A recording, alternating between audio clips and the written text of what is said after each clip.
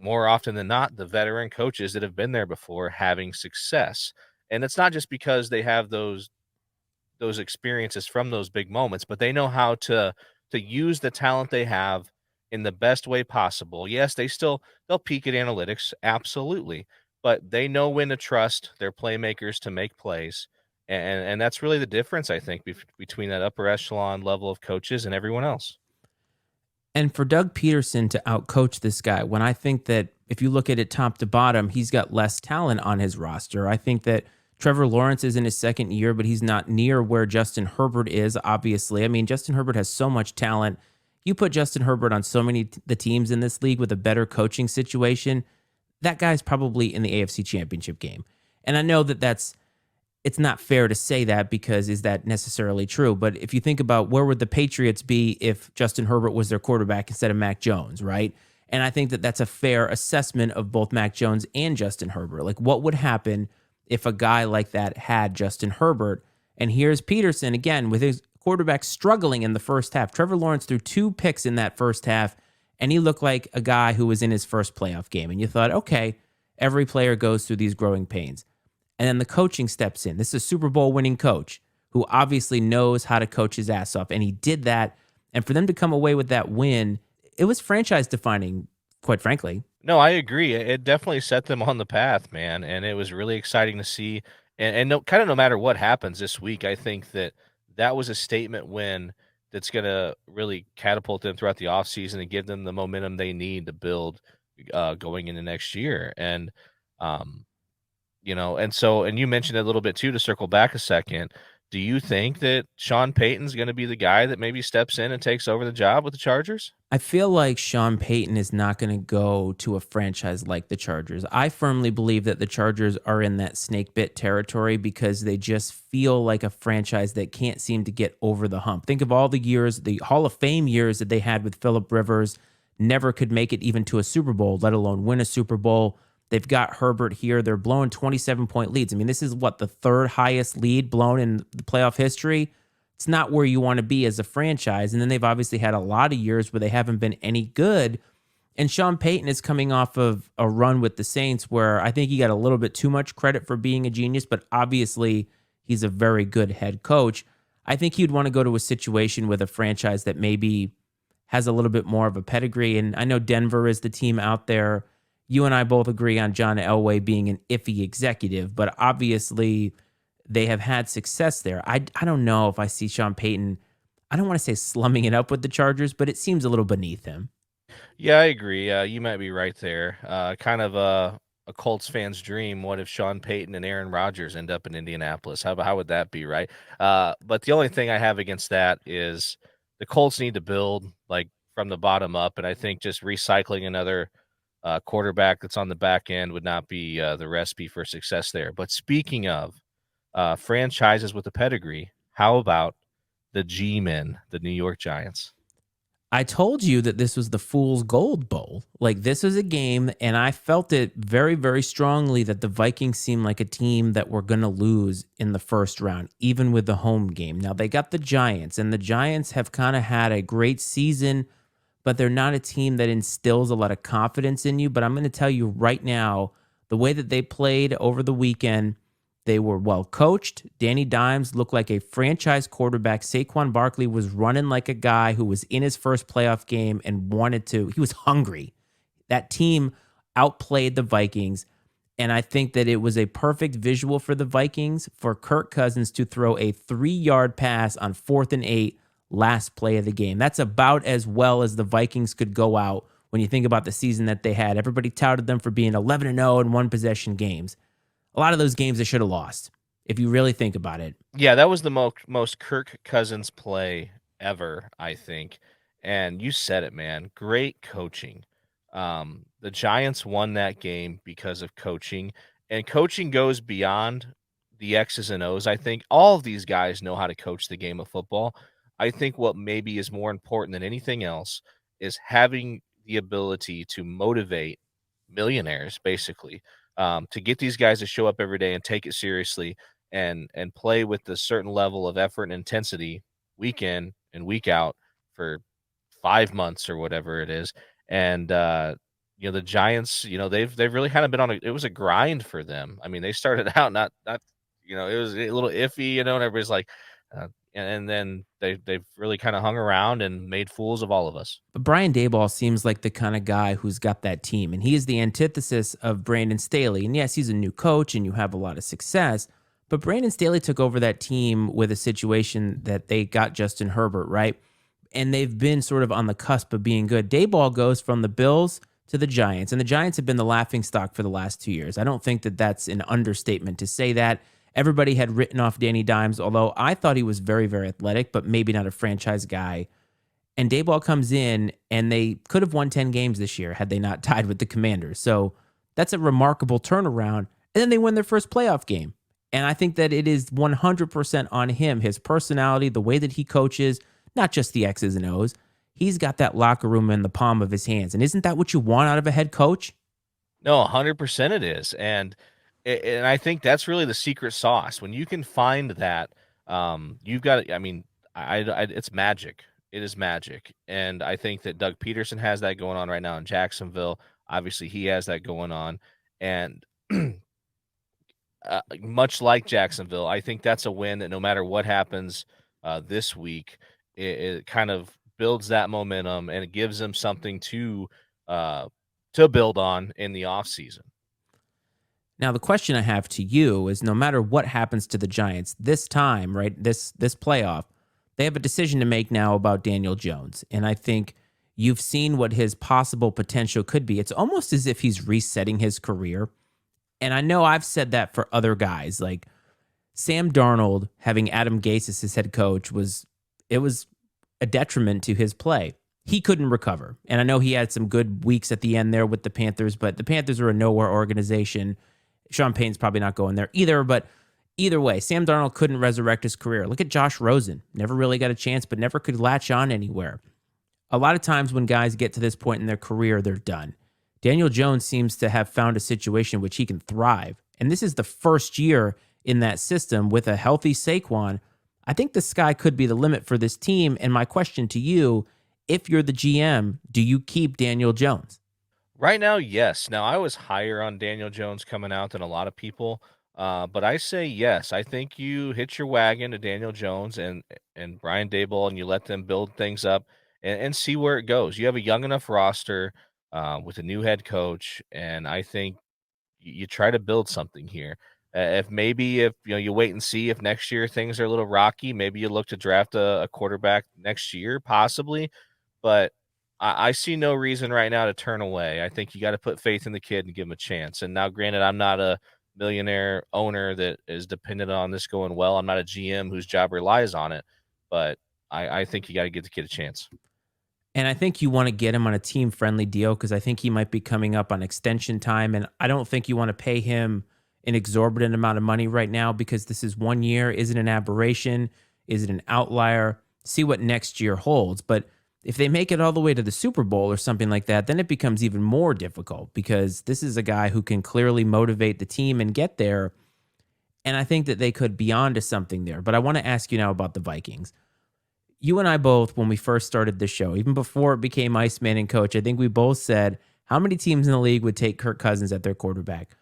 I don't think we were wrong to say that a lot of teams would take him as their quarterback, but I think the fundamental question now becomes, is he the kind of guy that can be the guy? And Kevin O'Connell, I believe, is the coach. He kind of reminds me of a Staley. Is he the kind of coach? He's very, very good offensively. Obviously, that team put up great numbers. But is he the kind of guy who can have a little bit of that man Campbell in him, right? A little bit of the bite the kneecaps in him to get this team over the hump? Because talent-wise, they have no business losing to a team like the Giants, very similar to the Chargers. And where do you think the Vikings go from here? Because it seems as if they can't get past this peak, which is one of the best records they've had in quite a while. Yeah, with Kirk Cousins, I would say he's a high floor, low ceiling kind of guy. And like I said, more often than not, a lot of teams would take that. But when you're putting together the type of season they did this year and you're losing games because you have a quarterback that cannot make dynamic plays when the game is on the line, you've got to start considering making a change. Um, what that looks like, I'm not really sure. I mean, because they're not gonna have a very high draft pick. Do they try to look to make a change at free agency? I don't know. But the thing is like kind of also the whole argument, the devil you know, like and Kirk Cousins is that. A guy right now that's playing that I think is very similar to Kirk Cousins is Dak Prescott. I mean, he's good enough most of the time, right? And but still hasn't really asserted himself as is a big time quarterback that wins big time games. And the crazy thing is Kirk Cousins has about 10 years of that of being a guy that has not been able to win those big time games. And it's really puzzling to me, truthfully. I don't know where they're gonna go. I could see why it's like, "Oh, reliable. If it ain't broke, don't fix it." But you could argue very easily that the fact that they got knocked out in the first round of the playoffs, that it is broke. And that's where these teams come to this sort of crossroads of what do we do? Because to your point, where do we go from here? And switching quarterbacks, no matter who it is from. I mean, the Patriots obviously went from Tom Brady to Mac Jones, and that's a huge chasm in talent because Tom Brady's Tom Brady, right? Or you could go from a bad guy like Sam Darnold to Zach Wilson. You could go from crap to crap. Either way, you have to have a game plan of how it's going to go. But that's the thing. There's no guarantee on the back end. So while Kirk Cousins maybe isn't the guy that's going to get them to a Super Bowl, they now have to take a risk and try to find the guy that's going to be that guy. The 49ers, for their part of this, they thought that they had the guy in Jimmy G. They got to a Super Bowl, and they're obviously not convinced, right? So they take Trey Lance. Well, Trey Lance has a lot of growing to do, so he's not guaranteed to be the guy, and they have a win now team in front of them. And what do you do in that situation? Because the Giants maybe feel like they have a win now team if they add a piece here or there. The Vikings had a 12-win season. And do you move on? And if you move on, are you conceding defeat basically? Are you saying that this is it? The window's shut. Oh man, I don't know. You said it though. It's a gamble because you don't know if, especially if it is a young quarterback, a rookie. If you try to add a rookie to that roster and the we're in a win now mentality, it's a risk, man. Because Kirk Cousins is a win most of the time quarterback. He's a consistently make the playoffs quarterback. He obviously is not a win the big game quarterback. And so the question, do you cash in making the playoffs for the next 5 years for maybe winning one Super Bowl? I don't know.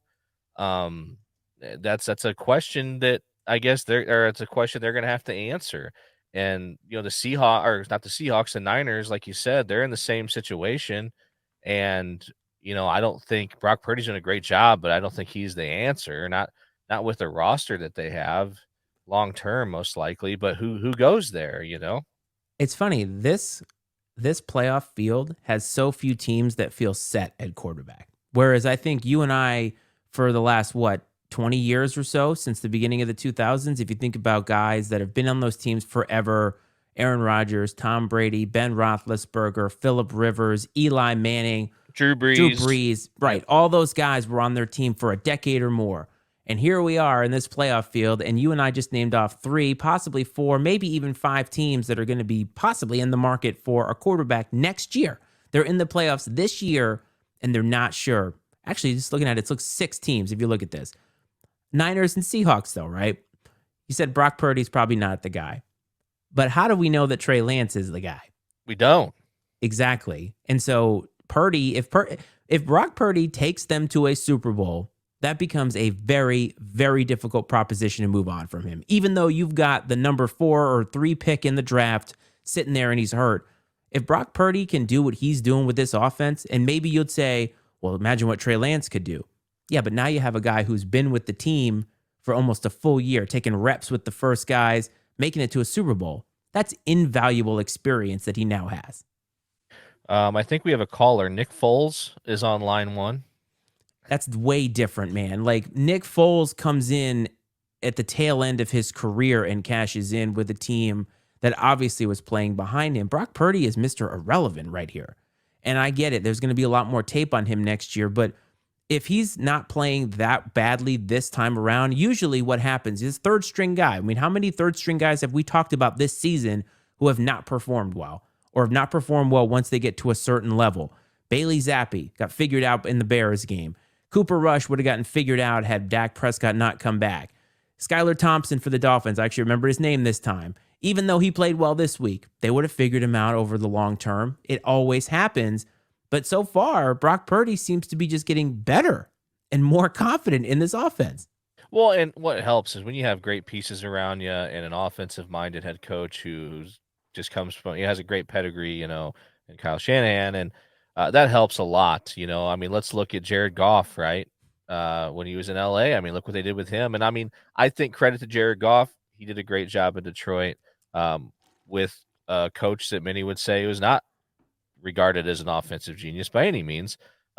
He's your Maybe kind a of guy, though. maybe a motivational genius, but it's tough. And I think what's really great, as opposed to like what we've been used to over the last 20 years, a lot of backup quarterbacks, second string, third string quarterbacks have made an impact in a positive way for a lot of teams this year. A lot of teams. And usually it's the kiss of death, man.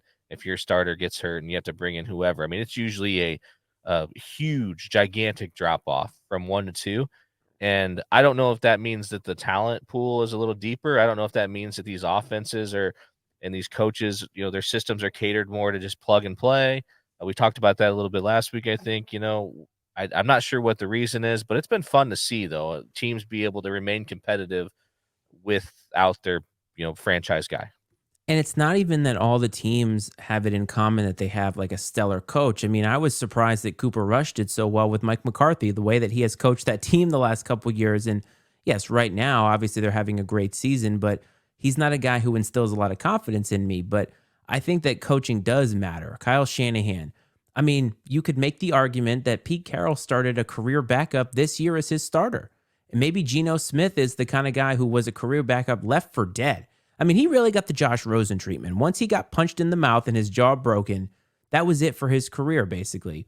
And then what, 8 or 9 years later, after breaking all those records at West Virginia, here he comes and he has the kind of season that he had. Now, they're not stacked with talent. They could not keep up with the 49ers top to bottom in that game. They kept up for a half, and then the better team came out on top and really whooped them in the second half. But Pete Carroll, guy who's been around the block, he's a Super Bowl winning coach, national championship winning coach. He's the kind of guy who can motivate. And clearly he motivated this team to sneaking into the playoffs and getting a 4,000-yard season out of Geno Smith. I mean, that's right there is coaching. And I think that it does come down to that. Like, if you have a bad coach, Joe Judge could get nothing out of Danny Dimes. Brian Daboll comes in. They're in the divisional round. That's obviously an indictment on Joe Judge. And then we saw what he did in New England. So we have a lot of proof on Joe Judge. Right, and it's a testament to Pete Carroll and what he did in Seattle with Geno Smith and the successful season that Geno had. It's great to see. I mean, I like seeing those guys that have kind of grinded and grinded and grinded, and then they get their moment to shine. And he took advantage of it and had a great year. And it is interesting to see what these coaches who maybe are regarded as really good coaches, what they do when the big piece leaves, And I don't think we can quite make a determination on like Belichick yet without Brady. I mean, I think he's done okay with what he's had, but to see what these guys do when their franchise quarterback departs. I mean, Sean Payton struggled, right? When Drew Brees left, I mean, things changed dramatically in New Orleans. We've seen it several times. Not everyone has an Aaron Rodgers sitting on the bench waiting to plug in when the legend ahead of him retires. And there was no guarantee that Aaron Rodgers was going to be as good as he was. Remember when he started, he'd been on the bench for 3 years? He got drafted in 2006. We didn't know. Aaron Rodgers came in and was excellent, basically, right from the jump, basically. And that's not a guarantee. But the Niners look really, really good. And we'll talk about them a little bit later. Let's move on to the Bills and the Dolphins. I have to admit, this was a game that I thought was basically a bye for the Bills. And the Dolphins and your boy Mike McDaniel, they played scrappy. They came back from 17 down. Skylar Thompson is not good, but as a friend of mine once said, he has a little bit of fuck it in him, and you got to have some respect for that. I mean, he knows he's not Tua. The Dolphins would have won this game with a healthy Tua. And there's a lot of narratives around Tua that I want to get to in a little bit, but what did you make of this game? Because to me, the Bills should have wiped the floor with them and didn't. Does it say more about the Bills going forward, or does it say more about the Dolphins and their coaching? I think it says more about the Bills. I feel like here, kinda down the stretch, they've just been doing enough to win. They've been sneaking by a lot of teams. They haven't looked great, by any means, which is concerning. And but you do have to give some credit to the Dolphins, especially, with a backup quarterback, not having Tua, and a first year head coach. But I think they play hard, and I mean everybody plays hard in the freaking playoffs. That's not anything profound, but I, I'm nervous about the Bills moving forward. I feel like they've had a lot of things go their way this year, on and off the field, that have sort of kept them where they are, standings wise, and so forth.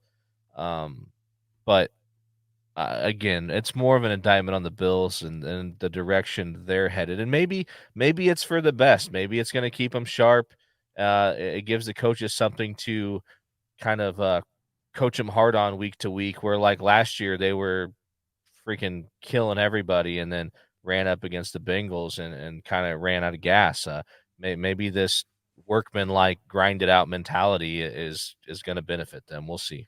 Admittedly, I thought that they were going to take a lot of momentum from everything with Damar Hamlin and take it into the playoffs, especially against a team that they should be beating by a lot based off the fact that the quarterback is who he is. I mean, your third string quarterback, if you're a Super Bowl caliber team, you should be taking care of business, especially at home in the playoffs. And I was underwhelmed by their performance. I mean, they look good at the beginning, but Josh Allen, I think he's supremely talented and he's a great quarterback, but I think that he has a little bit of YOLO in him, if that makes sense. And three fumbles, two interceptions, and not all of them were turnovers, but I think he accounted for three turnovers in the game and they still won. It's not going to cut it against a team like Kansas City. Shoot, it might not even cut it against the Bengals next week. And it is a little bit concerning to me that they only rode that momentum for 1 week. It really only lasted against the Patriots. And it shouldn't be that. You got to ride that out. And it's like this team has so many things to motivate them. And yet this happened. And again, a win is a win. It doesn't matter whether you win by 30 or three, you win. But every week that the playoffs go by, the teams and the competition get tougher. And are the Bills capable of stopping the bleeding like this? Because a performance like this against any of the other teams in the playoffs right now is probably not going to cut it. And not that anyone is at this point, but I don't think that Josh Allen is close to 100%, which I do think is playing into what we're seeing a little bit. And two, like you said, the YOLO stuff. Yeah, he's got a little Brett Favre in him, man. He's got a little bit of the old gunslinger in him, where he just kind of wings it. And and that's one of those things that, with someone with that talent, yes, you'd hope they could rein it in a little bit, but you got to take the good with the bad, right? Yeah, I mean, you do, but it's just, I don't know. Last year, it seemed like Josh Allen went from he's finding it to he found it, right? Like, this is the guy. He's going to be just statistically off the charts. Patrick Mahomes, like, and all that. Even that divisional battle that they had in the playoffs last year that changed the rules and everything. And I guess I've been underwhelmed. That doesn't mean that they can't find that, but just a weird performance to me. But the Dolphins obviously have an interesting offseason coming up.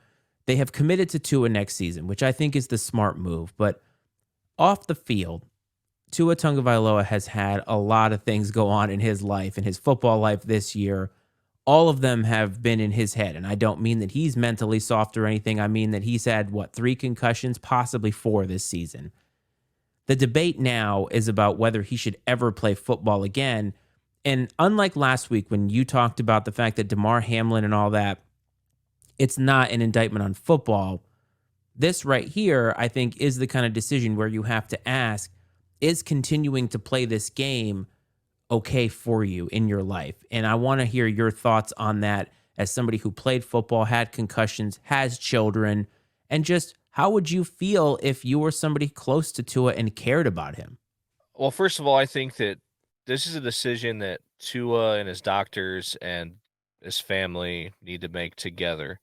I don't think that the NFL or the Dolphins should get involved in this decision unless they have doctors tell them, strongly advise them that it is not safe for him to play, and he just goes and finds one kook somewhere that's going to clear him. Um, Assuming that's not going to happen, I think you got to let the decision lie with Tua and his family and his doctors. What would I tell Tua if I were a friend of his? Um, Man, ultimately, it's his life, and I think I would tell him, "Do what makes you happy." If your family is what makes you happy, and you want to make sure that you're around and in a sound state of mind for your family for a long time, then you should make the decision that lends itself to that, which would be to probably stop playing football. If playing football is what makes you happy more than anything else, and you get cleared to play, then play football. You're the one that's going to have to live with the decision you make at the end of the day, not me. Um, so ultimately, I think that and it might be a cop out, but I think he should do what makes him happy. I don't think it's a cop out. I think it's just such a conundrum because this is not a knee injury. This is his head. And this is something that could affect his life down the road. Football and just sports in general are brutal because they get rid of you so early on in your lifetime. You and I are almost 40 years old. We feel like we still have a lot of quality left in our life, right? Like we're maybe at the halfway point or less in our life. Tua is going to end his career at some point, whether it's right now or whether it's 10 years from now, and he's going to be where we are, and his best moments will be behind him. And it's difficult for the athletes. I'm sure if he thinks about it, playing football would be something that would make him happy. But man, I can't imagine being put in that position thinking about, well, if I play the game that I love, maybe I won't be the same guy because the next time my head hits the turf or somebody hits me in the wrong way, I could be gone. My mental faculties could be gone. There's so many factors that factor into it. And I know I saw a lot of fans who were talking about Tua's got to play, Tua's got to play. And man, fans just, we're selfish, we're binary. And if you really are listening to this and you're a fan and you think that these players owe it to you to go out in the field, go fuck yourself. I could not have said it better myself. Uh, I love hearing you say that, man. I love it when the Iceman gets a little fired up. We need some more fireworks out of the Iceman here, but um, yeah, it's tough, man, because these guys are competitors, and it just pumps through their veins. And I think that it's it's tough for them to see life beyond football, even if they have a family and all that stuff. And I mean, think of almost anyone that's highly successful in their field. I mean, they are laser focused, man. Just tunnel vision. And they don't see a lot or care about a lot outside of that. Almost every decision they make in their lives is geared towards their success and whatever their chosen obsession is. And pro athletes aren't any different. And unfortunately, they probably pay more of a price than, let's say, some sort of crazy investment banker on Wall Street does, or whatever. Because those guys aren't taking the physical beating that a NFL football player is. But I, it's a conundrum. You hit the nail on the head right there, and that's why I think that you just got to say, hey, like talk to your healthcare professional and do what makes you happy at the end of the day. A guy who I think gets it is Lamar Jackson. Now, speaking of fans, there's a lot of fans who have been in his business because of the announcement that he made talking about the state of his knee and how it was very unstable. And I thought that RG3, who's on the broadcast right now, tweeted the other day about what he decided to do with his situation. And he's like, you can't just go put a brace on it and everything is okay. He went and played for his pride and for his brothers and all that. And it, as he put it, changed the trajectory of his career. Lamar Jackson is at the point now where he hasn't gotten paid yet. He has not secured that generational wealth that you and I have talked about. And it sounds like he is putting that ahead of whatever the team needs right now. And I think that that is a solid decision, especially if he is still hurt. He's got to watch out for himself because the NFL is not going to do it. And clearly the fans aren't going to do it. And could the Ravens have won this game against the Bengals? Yeah, they could have. But I think that he made the right call here. Do you feel the same way, or do you feel like Lamar Jackson owes it a little bit to the franchise because they're going to pay him a lot of money? No, I don't think that Lamar Jackson owes anything to the franchise in this case. And I'm not typically a player first guy. I don't like me first people. But at the same time, what are the Ravens without Lamar Jackson? Now, they're fortunate enough to be a traditionally solid um, franchise that's usually competitive regardless of their roster. But in most cases, without your star player, what do you have? That guy's well-being, your cash cow is hooked to, that player in particular. They owe him more than he owes them, in my opinion. I mean, he's the one going out there and putting himself on the line. All the players are, week after week, year after year, so on. Kudos to Lamar, man, like for I think taking a stand, and maybe you'll see this kind of set a new precedent for guys, especially prioritizing their health a little bit, especially in a situation like this where, I mean, Lamar virtually has nothing to gain by, going out and playing, because, God forbid he did suffer some sort of injury. He's going to be RG3, and not that RG3 is making a bad living by any means. I'm sure he's doing just fine for himself. But I bet if you asked him in his most honest moment, he would tell you that he wishes he probably would have handled things differently, and so he could still maybe be playing the game. Oh, I think RG3 100% believes that. And I think his tweet sort of lent itself to that. And I have to say, I think having that kind of introspection is really, really great for RG3 because he's been put in that category of being a bust. And this is where I think the fans, again, don't quite get it. Like looking back in hindsight, he made the wrong decision. He played for the fans, and the fans don't really give a shit about you. Like once you're gone, Nope. you're gone. And I just feel like Lamar Jackson, call him selfish, call him me guy, whatever you want, but you know what? He's healthy and he's looking out for his backside because the NFL is not going to do that. And we both friggin' know that. Oh, But back, it's a mature decision, man. I give mm-hmm, him credit for that. It's an absolutely mature decision that you don't see no. a lot of people his age, that are in this situation that he's in. They typically don't make, the mature choice, No, more often than not. no, they really don't. And I agree with you. That's a good way to put it. I didn't think about it that way from a maturity standpoint, but I think that that 100% is true.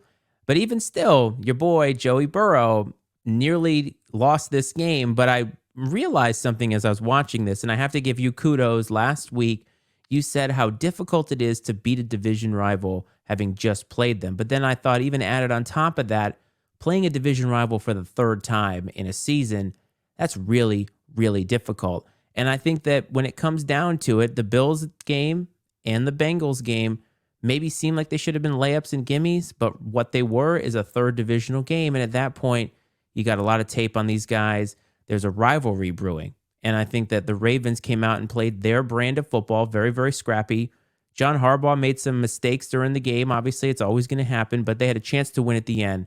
But what set this game apart was a 98-yard fumble recovery from the Bengals. And the guy who recovered it was Hubbard, I believe, hometown guy, Cincinnati guy. Like, what a great moment for him, but you just cannot give up a 98-yard fumble recovery. Like, you just can't do that.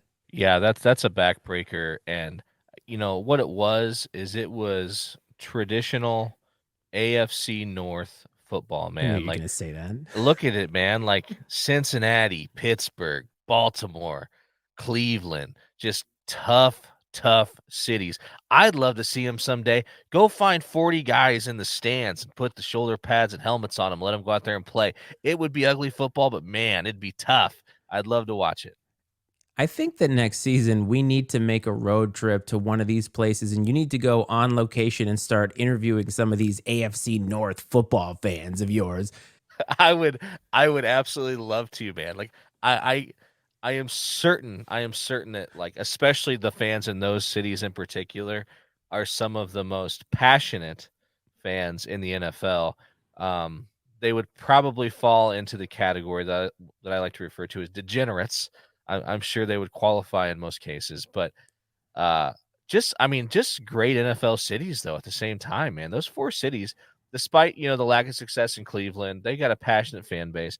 Cincinnati, you know, has not had a ton of success until recently, and then you've had sort of the mainstays in Pittsburgh and Baltimore, and just to see kind of now 3, I don't know, man. It's just good. I like the toughness, man. They should just play the division championship in like 30-degree weather in the snow somewhere in the middle of Ohio. Which is basically the antithesis of everything the NFL wants to do because they have the Super Bowl in a warm weather climate or a dome. with a steel mill like in the background with smoke billowing out of it, and I want guys in the stands with like their big coats on with like the flat caps and smoking cigars. Shit, why don't you just have more leather helmets while we're at it? Hey man, whatever it takes, it'll be a throwback game. Oh man, I think we should make this happen next year. You in the AFC North territory with a microphone could be quality content. You can even take Ryan with you, see how that goes.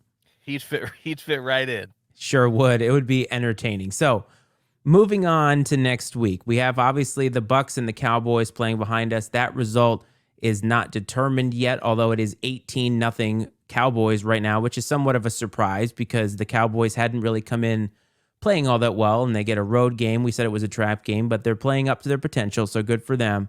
However, the result of this game doesn't affect next week's game. So I wanted to take a look at the slate next week because we got some bangers. So Bills and Bengals. This is a rematch of the DeMar Hamlin game that they never got to finish, so we don't actually have a way to know whether one team played better than the other. There's not really a lot of tape on this game either. It's a fresh matchup at this point, and both teams are coming off of a divisional game where they both didn't look their best, and now they get each other. And boy, are they going to have to play up to par if they want to beat one or the other. So one thing that is not talked about often, and I don't know how true this thought process might be, but we talked about how close the Bills Dolphins game was and how close the Bengals Ravens game was. And that it was kind of unexpected that they might be that competitive.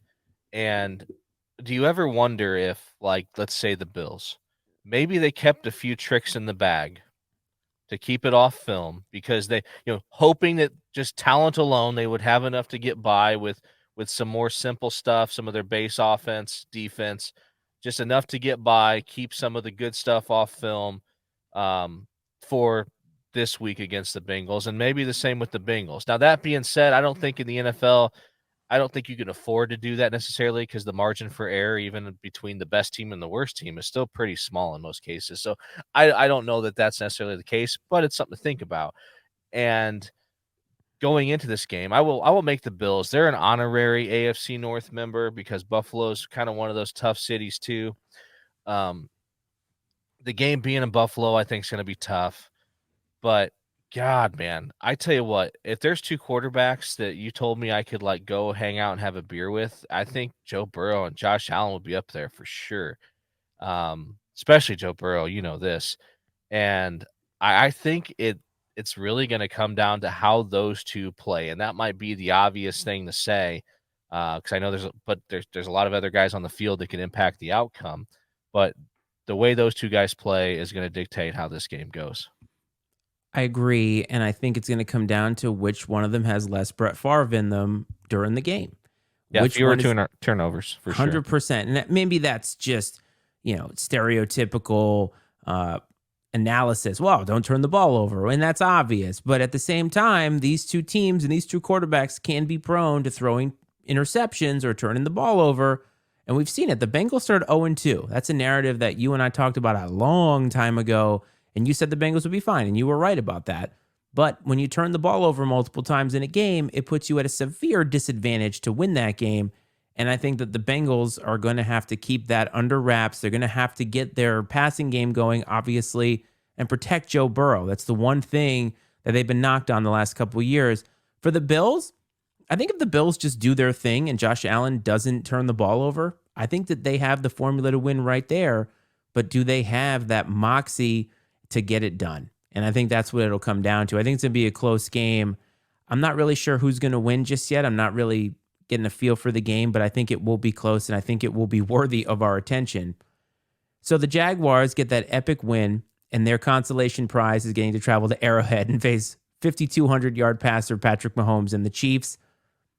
The Jags are the sentimental favorite here in my book, but I feel like, man, the Chiefs just have to be way more talented. The Chiefs are definitely more talented. If you put this on paper, they check the box in about every category as far as who has the advantage. But I think that sometimes, you and I like to talk about sort of, what are those things that lie in the margins, and having a week off, man, is one of those things. I think there's something to be said, especially for the way the Jags played down the stretch, that just be able to go out there week after week, repetition, muscle memory, and to gain confidence. Now, a veteran coach like Andy Reid, guys like Patrick Mahomes, Travis Kelsey, they typically won't fall into those traps. But man, as a Colts fan, I watched Peyton Manning fall into that trap several times. The Colts would be on cruise control going into the last few weeks of the season. He wouldn't play a whole lot. And next thing you know, the first time he's playing in 3 weeks is in the divisional round and they're flat. Um, the Chiefs weren't quite at that level of advantage going into the postseason here because the number one seed was still at large down the stretch. But I think that the Jags need the Chiefs to come out a little flat if they're going to have a chance this week. I think where this game is interesting is for the Jags last week. Brandon Staley, I think, was outcoached by Doug Peterson. But to your point, you already talked about it. Andy Reid, Hall of Fame coach, one of the best we've ever seen do it, especially in this generation, won a Super Bowl. I don't think those things affect him. I don't think that this team is going to come out flat. Maybe they come out a little bit rusty the first drive, something like that. But I think that they're a little bit past that. But I do agree with you, though, that teams that get that momentum, I think it's what makes the Jags and the Giants very, very dangerous. But they're getting up against really good competition. So at some point, talent just wins out. And I just feel like the Chiefs have had such a great season that honestly, even I know we said this about Mahomes last week, but the Chiefs even 14-3, it was like ho hum yawn. They're 14-3. I mean, 14 wins out of 17 is nothing to sneeze at. And they did it so under the radar that none of us really even batted an eyelash or noticed. And so they have to be mega talented. But I think that the coaching advantage is no longer there for the Jags. And that may be where the Chiefs end up winning in that margin because they have everything, including coaching, behind them. Switching to the NFC, another team that got a bye was the Eagles. Now, the Eagles, unlike the Chiefs, had a little bit of turmoil at the end of the season, and now they get the upstart Giants. This game to me feels more like a trap game than Chiefs Jags does. Well, this is almost like the twin, right, of Chiefs Jags. Very similar, a lot of similar storylines as far as talent disparity. But then you look at the underdogs, got a lot of momentum rolling because the way they've been playing. But I would agree with you. I think that being, again, division rivals, they know each other better. The coaching advantage may be a more leveled playing field than it is in the Chiefs Jags game for sure.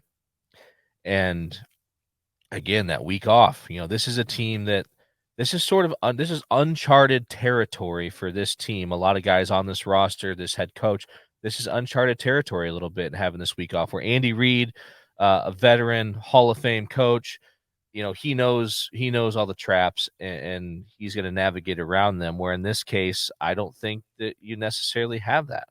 I think that the Giants, what they lost both times to the Eagles, I believe, and it's really difficult to beat a division rival three times in a season. And so often, the team that sweeps during the regular season ends up having to play another one of their division rivals in the playoffs. It's where it becomes tough. Dayball's got these guys rolling. The Eagles have a relatively young head coach. They have a relatively young squad in terms of Jalen Hurts and all that. I mean, they're playing well and they're very talented. But with that week off, what does it do to a young team? It's one thing for the Chiefs, who are a veteran team, a bunch of veteran guys, veteran head coach, to get that. What does it do for this young team? I wonder if maybe that momentum, because remember, they had Minshew for 2 weeks. Hurts comes back because they have to play him because they want to get that bye. So Hurts plays and then he gets a bye and now he's coming back. Is he healthier? Sure. But is the team more cohesive? That's the part I think is worth noting. Yeah, they struggled on the stretch. I won't say they backed into the number one seed, but they definitely didn't finish with a bang by any means. Um, yeah, being a young team, and then you wonder, a lot of guys on that team, Jalen Hurts for one, Devonta Smith pops into my head. Those guys played for national championships with long layoffs in between games. So it's not that they haven't been here before, but this is a totally different setting. You're amongst professionals. The talent disparity that they had the advantage of at Alabama doesn't really exist anymore in the NFL. And the familiarity that is happening, especially with it being a division rival, is not something they dealt with so much at the college level. So it's kind of be interesting to see where this kind of shakes out with all those different factors. But at the end of the day, I think one way or another, we are in for, I think it's going to be a great football game. I do agree with you on that. And I think the Giants are going to come out punching. and maybe they don't have the gusto to get it through the rest of the game the way that the Seahawks didn't have it, but it should be close in the fourth quarter. Last matchup will be the 49ers playing the winner of this game, the Cowboys or the Bucks. At this point, both of these teams are sealed going to San Francisco. I think that the Cowboys right now look like they're on the verge of winning this game unless they have some epic collapse. They're playing very well.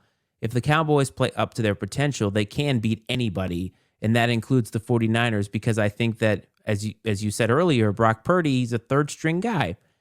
What happens when he doesn't have everything in place for him? And this Cowboys defense for most of the season, man, they were in that backfield of just about every single team, and no quarterback, Tom Brady included, does well under that kind of pressure. So the Cowboys just scored again to go up 24 to nothing, 25 pending the PAT upcoming here.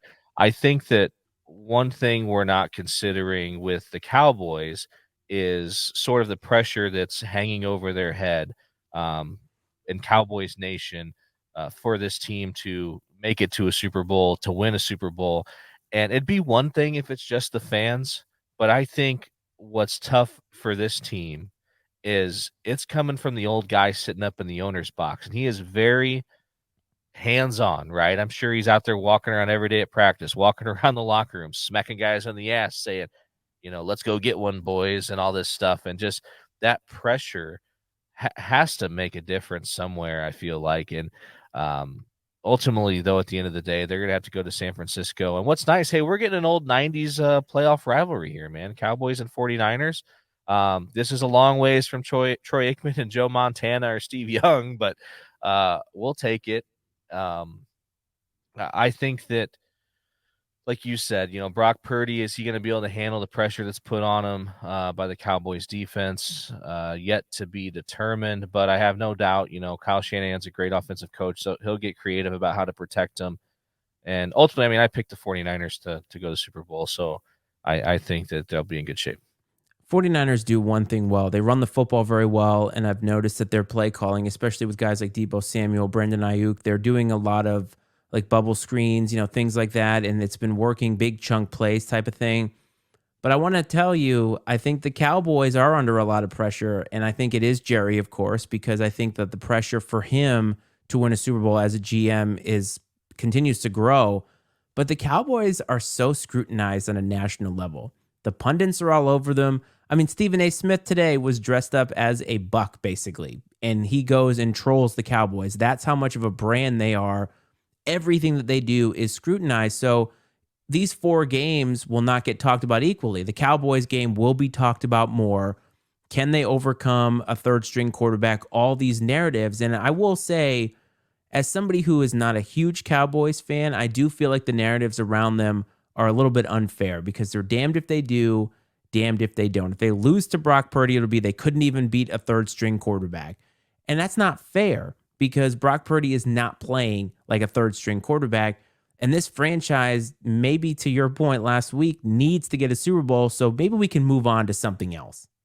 Yeah, unfortunately, man, I really feel like they're in like a Super Bowl or bust mentality. The fans more than anything. I don't know if organizationally if that's really where they're at, but I think the fans think it's Super Bowl or bust, and they feel that their window might be closing a little bit, with Dak and kind of the uncertainty that lies with him in general. Um, but if you look back over the last decade or so, I mean, the Cowboys have been above average, I mean, again, like we talked about with the Vikings and the Chargers, they've had a decade of a stretch of time that a lot of other franchises would take in a second. It's the fact that it's America's team and they have a lot of fans. They're a national brand, and you either love them or you hate them in most cases. Yes, I do agree with that. I'm sure most people are on the hate side, but there is a huge fan base nationally. But either way, we got four games that are fixing to be very, very good, and hopefully they will all live up to their moniker. But before we get into our last segment, I want to get some predictions from you. Who do you have winning these games? I think that in the Bills Bengals game, one thing I do think you're going to see. We talked about Damar Hamlin. It wouldn't surprise me, man, if you see him on the sideline, if he is in the stadium um, this weekend for this game, and that's to maybe it. I hate to even say this, but, I almost feel like the Bills might use him in this way for some sort of an emotional boost, and not that they should. If he's perfectly healthy and can go there, the fans, I'm sure, would love to see him. It'd be a good thing, but also it's very convenient that it's right now against a tough team in the playoffs when you maybe need that extra little emotional boost. Um, man, I really like the Bengals. They're my Super Bowl pick. I do think this is gonna be an uphill battle, but I'm gonna stick with the Bengals in this game. I'm gonna hold off on Chiefs and Jags because I'll talk more about that one here a little bit later. Eagles Giants, like we talked about earlier, this is gonna be a ball game. I have a feeling that the Eagles need to come out and establish themselves from the get-go. If they get into a slugfest with the Giants, I think they might be in trouble. They can't let the Giants keep this game close. Hope's a dangerous thing, and if you let a team that's got some momentum, that has that chip on their shoulder, that underdog mentality, you let them get a little hope and feel like, hey, they're one or two plays away from winning this game. Um, you know, they're going to make a run at it. So it's going to be difficult, but ultimately I'm going to take the Eagles. I do think they're the more talented football team. 49ers Cowboys, which is what it looks like it's going to be. Again, I picked the 49ers to go to the Super Bowl, so I'm going to stick with them. But I do think the Cowboys will make it tough. I think they're going to pressure the quarterback, and hopefully, the 49ers, I'm sure, will take advantage of using Christian McCaffrey. Probably try to run some screens and things to slow down the pass rush. Um, different things like that. And I'm sure that Kyle Shanahan, like I mentioned, will get a little creative about his protections, being the offensive guy that he is. So I will take the 49ers. Iceman, what do you think? I know that I picked the Bills to win the Super Bowl, but after watching them last week and thinking about it more, I think the Bengals probably feel like they have more to prove with the DeMar Hamlin situation than anything, because I think that they felt screwed out of all that. I think that Joe Burrow is going to come in here. He's going to relish the idea about being in front of Bills Mafia, hostile crowd, cold and all that. And I feel like he's going to come in here with that ice in his veins, like the Iceman, really, and he's going to put on a performance. So I'm actually going to take the Bengals with that one. The Jags are a great story. The Chiefs are just way too talented. Give me the Chiefs in that one. Eagles, Giants. I feel like I want to pick an upset here. And I'm somebody who's given the Giants a little bit of grief over the last few years, but I'm not sold on the Eagles, and I really haven't been. I think that they are massively talented. This is the playoffs now, and this is where you have to take that step up. And Brian Daboll has these guys rolling and very, very confident. And I think that it's going to be a very close game. However, I think that in the end, the Eagles are too talented and will win a close game at home in that game. And I Coward. said, yeah, no. And I said this to somebody earlier. Doesn't matter who's winning, Cowboys or Bucks. Neither of them is beating the 49ers. So that right there is my pick.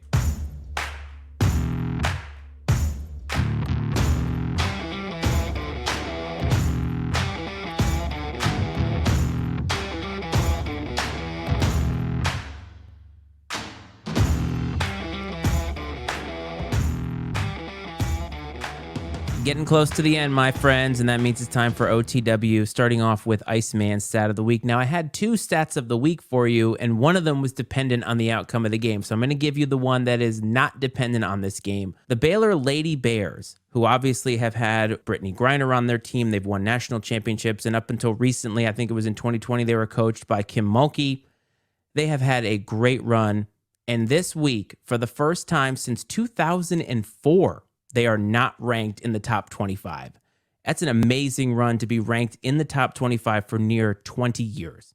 Yeah, that's absolutely incredible. I think that you would probably have to, I don't know, look far and wide to find someone, find another program that has been ranked that highly for that long. One that pops into my head, though, that likely would fit that criteria is the Iowa wrestling team, ranked in the top 25 of college wrestling ranks, which is unique. It's a little smaller sample size, but to do that's impressive.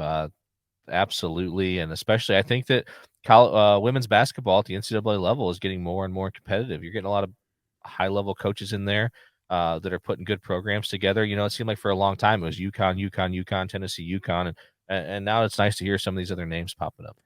The other stat that I had was if Tom Brady were to win this game, which it looks like he's not, he would have surpassed the win total for the entire Cowboys franchise in the playoffs.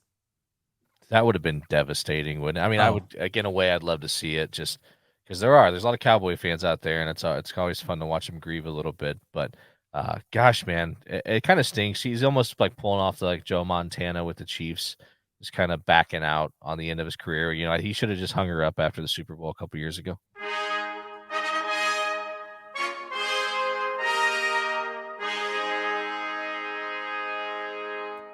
my friends, it is now time for Coach's pick of the week. Last week, he was on record as picking the Jacksonville Jaguars +1 over the Los Angeles Chargers. And for a majority of the game, his pick of the week looked absolutely horrible.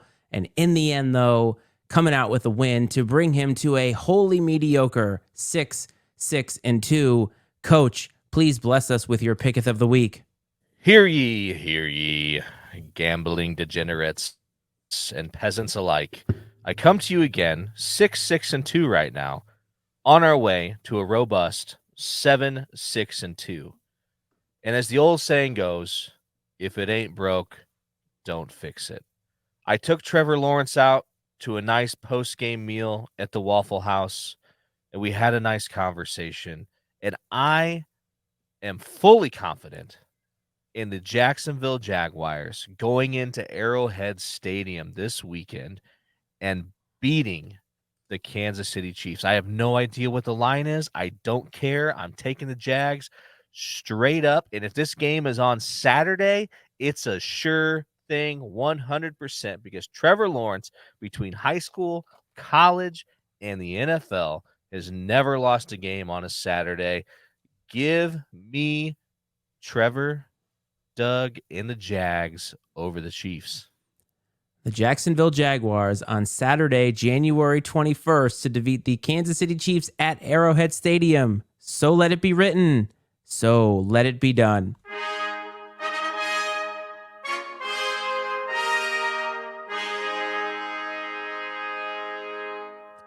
All right, buddy. That is the end of the episode. We had a little bit of a hang up at the beginning, a little behind the scenes, and we recovered, I think, pretty nicely here. But it's going to be a banger week of football, and we're getting close to that time, man, where there's not much to talk about outside of other sports. We're gonna have to widen our berth just a little bit. But until then, we have the playoffs until the Super Bowl, and we are here. So, what are your parting thoughts for the week? Well, in true Iceman and Coach fashion, us here at the Iceman and Coach Sports Show, we are always worried about the human story, right? The human element. And right now, you may be listening to this, and your NFL team's been eliminated. Your college football season's over. This is a tough time of year for a lot of people, kind of lacking things to look forward to a little bit. I'm a big person where I love things to look forward to. What's the next thing? What's the next thing? Whether it's looking forward to the podcast or a game, whatever. I love, just sort of benchmarks to look forward to. It keeps me getting up and going every day. This time of year, that gets tough. Those things are kind of fewer and further in between, and it becomes a tough time of year to sort of get yourself out of bed every morning and stay in a positive mindset. So I just encourage you to keep checking in here with Iceman and Coach. We'll keep coming at you with not only great sports content, but as football winds down, we'll find some other things to talk about, maybe some obscure sports or less popular sports along the way. And maybe we can just for an hour a day take a little bit of everyday life off your mind and give you a few laughs. However, before then, we just announced it this past Thursday, but on February 12th from 12 to 3 p.m. Eastern Standard Time, you will get the big game pre-show Bedlam, which will not only be the Iceman and Coach Sports Show, it will be political football, it will be reading the defense, 3 podcasts, 3 hours, 1 network. It is going to be wonderful, and a little bit of a tease. The coach and I are going to be giving out the Icy Awards at the end of the season. So I'm looking very forward to that. Look forward to some more details on that as the month goes along. But Coach and I are going to make sure we have a very, very fun hour for you that may or may not include a call-in line. So we'll see about that. Please support the Pub Time Podcast wherever you find your podcasts. They're now doing live streams, so that's a whole lot of fun. Visit mattySmedia.com to find all the other podcasts that we have as a part of our network. If you're listening on Apple and Spotify, please make sure to not only hit the follow button, but to rate and review. It means a lot, and it keeps us growing, keeps us charting. It's been a wonderful week, my man. I want to thank everybody for coming out here. I hope this finds you well. Hope that this finds you safe. And as always, this is Iceman and Coach.